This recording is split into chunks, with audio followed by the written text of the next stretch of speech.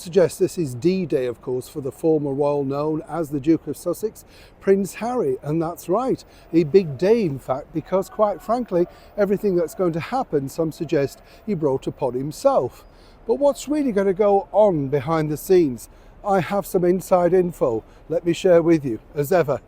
Morning, nice to see you. Thank you so much as ever for joining me today. This beautiful area, which is of course St Pancras. This wonderful hotel has a lot of history, let me tell you. It was the very first hotel that really opened up at a majorly grand scale, all at the point of the burgeoning railways as it were.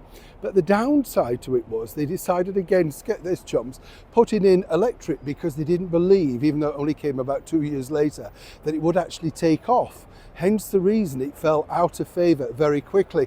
That's the fickle public for you, isn't it? It's the fickle public, of course, if you are Prince Harry. Let's be brutally frank, chums. He, of course, was riding high 5, 6, 7 years ago, and people absolutely adored him. One of the most popular royals. And since then, well, it's plummeted well down.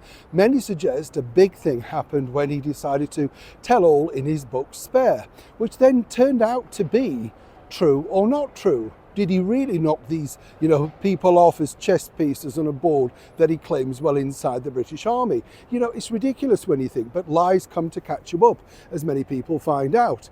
Now, here's where it gets interesting, because tomorrow, basically, they're going to be opening his file for his visa application. This has been pushed hard by certain individuals.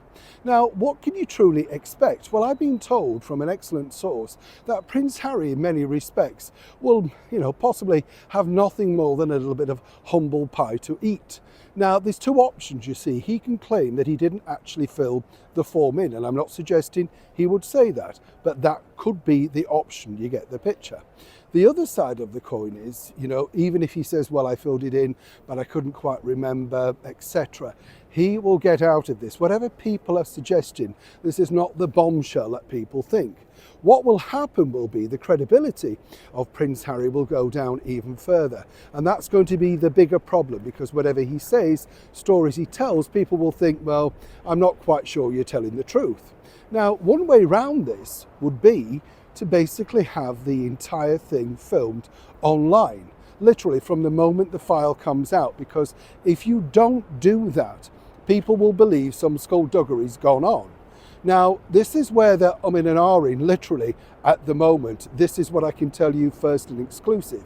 This would make perfect sense, that it doesn't really leave anybody in any shadow of a doubt exactly what's gone on, and the very first time we're looking at that. Now, they will claim they can't actually put details like that out there because, of course, it's privacy, etc.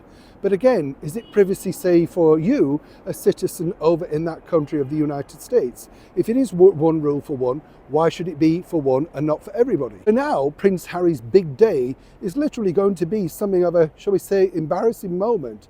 But more importantly, moving forward, where will this leave him? Well, I would suggest, given the fact that whatever people think about President Trump, he will not want to embarrass His Majesty the King. And there may be a slap wrist and perhaps a public apology, but nothing more than that. So was the exercise truly worth it? And did anybody believe, ever, exactly what Harry was saying? That's now the bigger issue, and even more damaging publicity, PR, marketing, whatever you want to call it, against the Sussexes. Neil Sean in the very heart of London.